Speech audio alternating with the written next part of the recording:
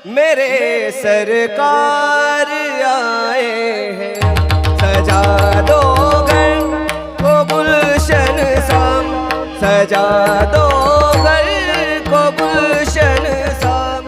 मेरे शक्तिमान आहे तो जगन्नाथ आहे।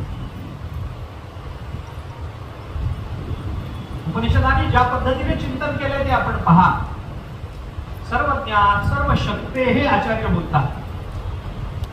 परमात्मा सर्व शक्तिमान आहे, त्याला जगन्नाथ अशी संज्ञा आहे। तो जगताचा नाथ आहे। नाथ म्हणजे उत्पन्नही करतो, सांभाळतो आणि लयही करतो। परमात्म्याने आपल्याला उत्पन्न करणं ही परमात्म्याची कृपा आहे। परमात्मा आपल्याला सांभाळतो ही परमात्म्याची कृपा आहे आणि परमात्मा आपला लय करतो ही परमात्म्याची कृपाच आहे। हे लक्षात घेतलं पाहिजे। लयाला बहुतेक लोक घाबरतात, घाबरायचं नाही। लय होणं व्यापक होणं हे लक्षात घ्या। अरे नदी जर समुद्रात लय पावायला घाबरेल तर नदी नदी कसली हो? तिला समुद्रात लय पावलंच पाहिजे, कारण तिला व्यापक व्हायचंय। तसं आम्हाला व्यापक व्हायचं असेल, अनुरणीया कोकडा तुका आकाशा एवढा ही अनुभूती घ्यायची असेल तर लयाला घाबरून चालत नाही। लय होणारच आहे, पण आपण घाबरलो म्हणून लय थांबत नाही, मोठी अडचण ही आहे।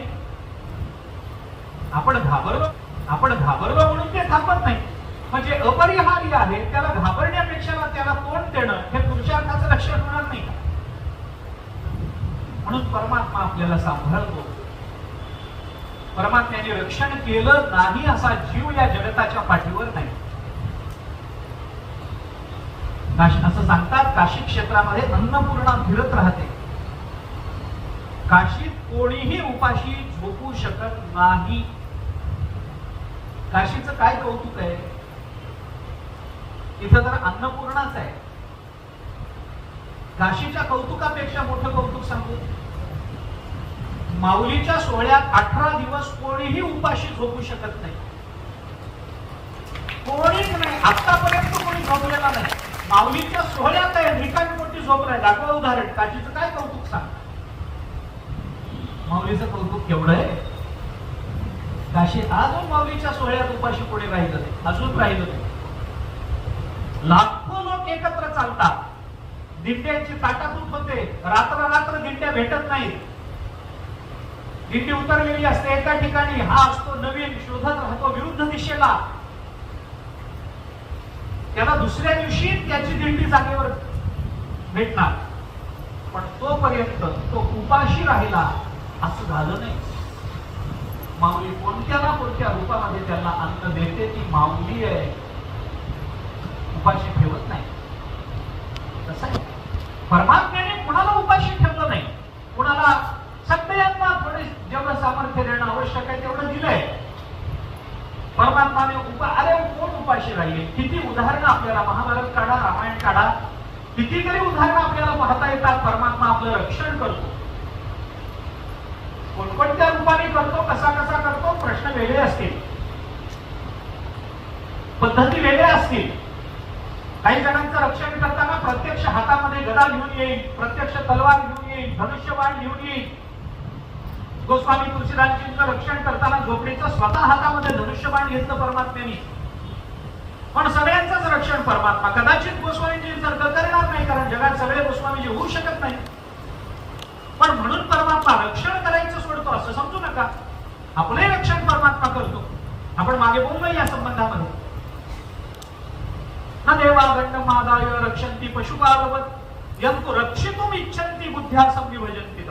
महाभारताने चिंतन केलं। परमात्मा हातामध्ये दंड घेऊन, काठी घेऊन, गदा घेऊन आपलं रक्षण करणार नाही, पण आपल्या जीवनामध्ये जर संकट निर्माण झालं तर त्या संकटातून बाहेर पडण्याची बुद्धी आपल्याला त्या वेळेला देऊन परमात्मा आपलं रक्षण करतो। पण ती बुद्धी त्या वेळेला आम्हाला होते ही भगवंताची कृपा असते, लक्षात घ्या।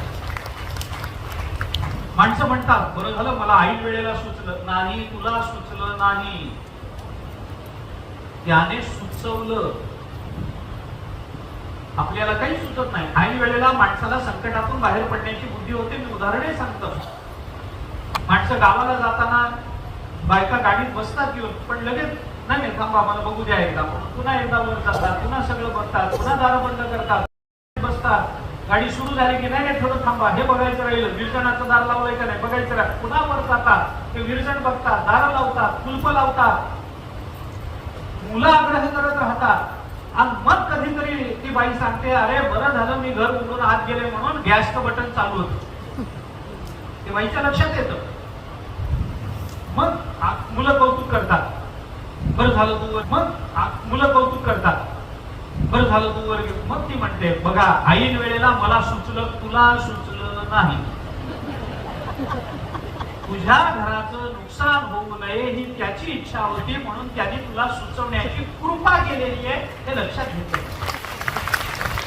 जीवनामध्ये फार लहान प्रसंग असतात की जिथे आपण भगवंताच्या कृपेची अनुभूती घेऊन आपलं जीवन आनंदमय बनवू शकतो.